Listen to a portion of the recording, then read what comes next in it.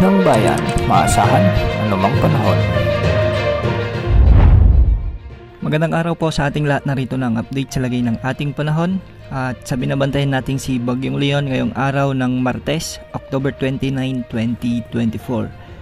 Bahagyang lumakas si Bagyong Christine habang nalalapit nito ang typhoon category. Huling namataan si Bagyong Leon sa layong 645 kilometers silangan ng Tuguegarao City, Cagayan. Taglay na nito ngayon ang lakas ng hangin na maabot sa 110 kilometers per hour malapit sa gitna at pagbugsong maabot naman sa 135 kilometers per hour.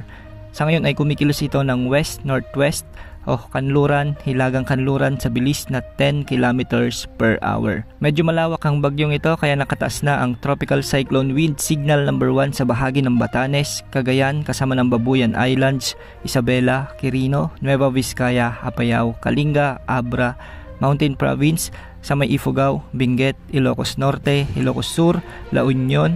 Signal number 1 din sa Aurora, ang northern portion ng Quezon kasama na ang Polillo Islands sa may Camarines Norte, ang eastern portion ng Camarines Sur sa may Catanduanes at ang eastern portion ng Albay kasama na ang northeastern portion ng Sorsogon. Samantalang sa Visayas nakataas din ang signal number 1 sa eastern portion ng Northern Samar at ang northern portion ng Eastern Samar.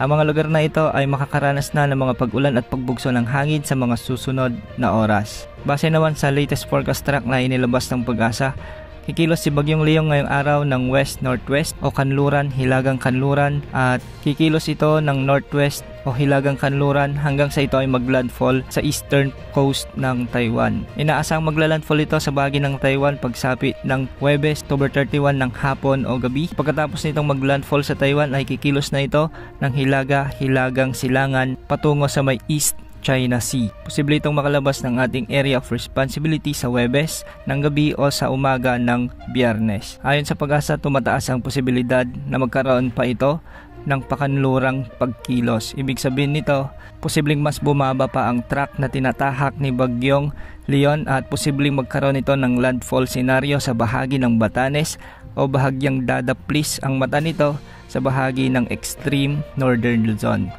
Magkakaroon ito ng rapid intensification o ang mabilisang paglakas habang ito ay nasa Philippine Sea at posibleng maging typhoon category sa susunod na 12 oras. Tumataas din ang tsansa na maabot ni Bagyong Leon ang super typhoon category habang ito ay papalapit sa bahagi ng Batanes area. Kaya sa mga lugar na posibleng daanan ni Bagyong Leon, maging alerto at mag-ingat po at maghanda dahil malakas ang bagyong ito.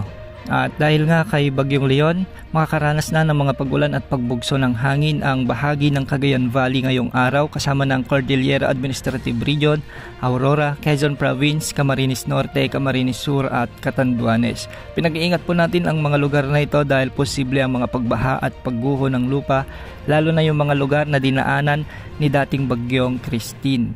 Samantala sa Ilocos Region, nalalabing bahagi ng Bicol Region, Mimaropa, Western Visayas, Negros Island Region, Northern Samar at Zamboanga Peninsula ay magiging maulap naman ang mga kalangitan na may mga kalat-kalat na pagulan at pagkidlat pagkulog. Dulot naman ito ng trough ni Severe Tropical Storm Leon.